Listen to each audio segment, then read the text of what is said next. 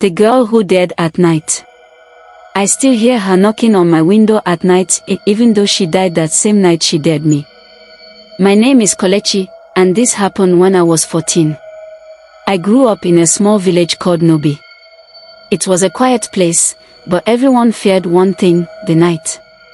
In my village, when the sun went down, children stayed inside.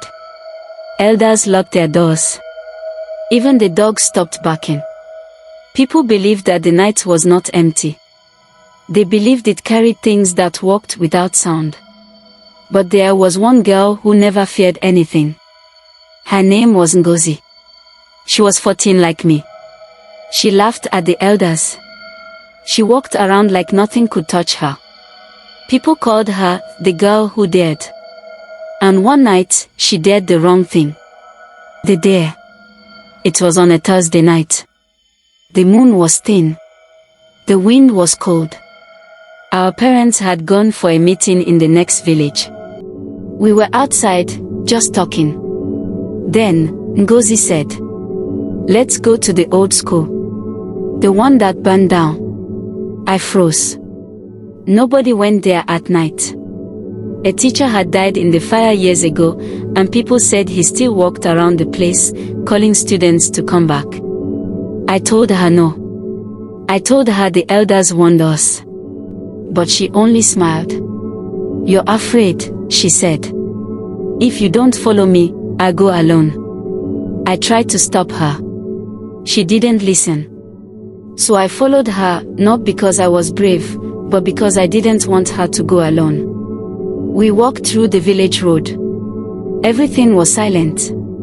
No light. No sound. The kind of silence that feels like someone is watching you. The old school. The burned school stood at the end of the road. Half the roof had fallen in. The windows were black from smoke. The door had no hinges anymore. The place looked like a mouth left open too long. We stood in front of it. "Ngozi," I whispered. "Let's go back. Please." She laughed softly. "It's just a building." She stepped inside. I followed slowly. The inside smelled like burnt wood, dust, and something else, something old. The moonlight came in through the broken roof, making long shadows on the floor. Ngozi walked around and kicked something on the ground. It was an old metal desk. It made a sharp, loud sound. The kind of sound that wakes things. The first sign. "Ngozi," I said. "Stop. Let's go." But before she could answer, we heard footsteps. Slow. Heavy. Dragging. They came from the back of the classroom. I grabbed her arm. "Ngozi, did you hear that?" She nodded, but she tried to act brave. "It's probably an animal. But no animal walks like that." The footsteps moved again. Then stopped. Then we heard a voice. A man's voice. Very low. Very close. "Who is there?" My whole body became cold.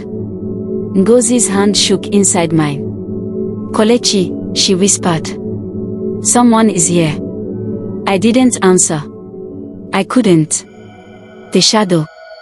On the far wall, a shadow moved. Slowly.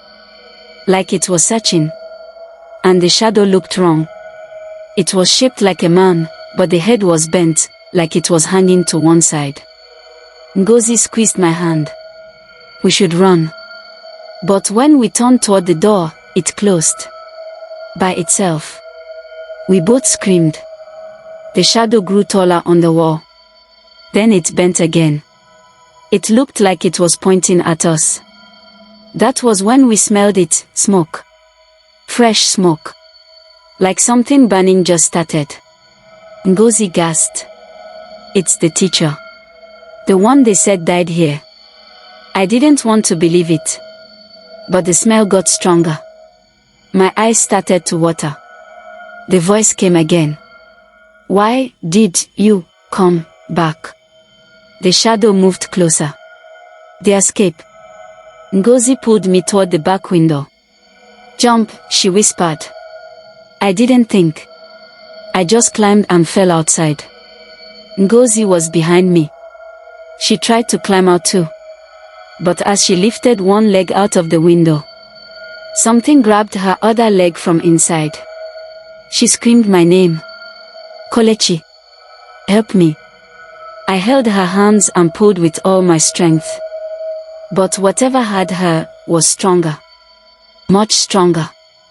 The smoke smell suddenly became choking. My eyes burned. I coughed and cried and pulled her harder. Ngozi, come out. She was crying. Really crying now. I'm sorry, she said. I shouldn't have dared. Please don't let go. I didn't. But the thing inside the classroom pulled again. And this time, her hand slipped out of mine. Ngozi. I screamed. She was dragged back inside. The window slammed shut in my face. The search. I ran home. I called the elders. They came with lamps and sticks. We rushed back to the burned school. They broke the door and went inside. There was no shadow. No smoke. No voice. The place was empty. But we found something. Ngozi. She was lying on the floor, close to the blackboard. She wasn't moving. Her skin was cold. Her clothes were covered in ash. Her arm looked like something had pulled it very hard. The elders tried everything. But she was gone. The night after. That night, I couldn't sleep. I kept hearing her voice. Her scream. Her last words. Around midnight, someone knocked on my window. 3 slow knocks. I froze. I didn't breathe. Then I heard her voice. Soft. Tired. Kelechi, open the window. I didn't open it. I never will. Even now. It's been many years. People think ghosts are stories. But I know better. Because sometimes, even now, when the night becomes too quiet, and the wind stops moving, I still hear that knock. 3 times. Always 3. And then her voice. Kelechi. I'm still waiting.